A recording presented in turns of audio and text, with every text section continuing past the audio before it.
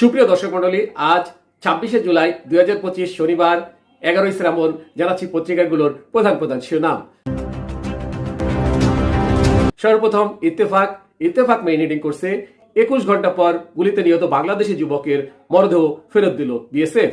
এরপরে প্রথম আলোর মেইন হেডিং, পাশাপাশি 3 শিশুর কবর কাঁদাচ্ছে সবাইকে। নেক্সট যুগান্তরের মেইন হেডিং, গাজায় ইসরায়েলি আগ্রাসন চলছেই, নিহত আরো 89। নেক্সট জনকণ্ঠের মেইন হেডিং, আমরা চাই প্রবাসীরা বাংলাদেশের নীতি নির্ধারণের অংশ হবে, নাহিদ ইসলাম।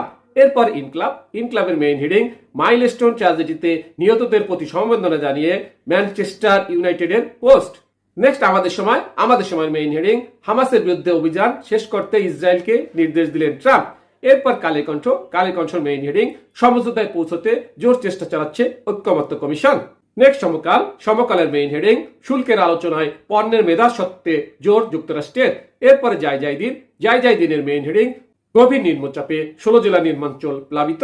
নেক্সট মানব জমিনের মেইন হেডিং, বাংলাদেশের ধর্মীয় স্বাধীনতা নিয়ে উদ্বেগ যুক্তরাষ্ট্রের।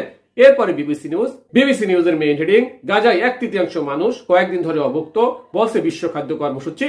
সর্বশেষে আরটিভি নিউজের মেইন হেডিং, হামাস যুদ্ধবৃত্তি নয়, মরতে চায় ট্রাম্প।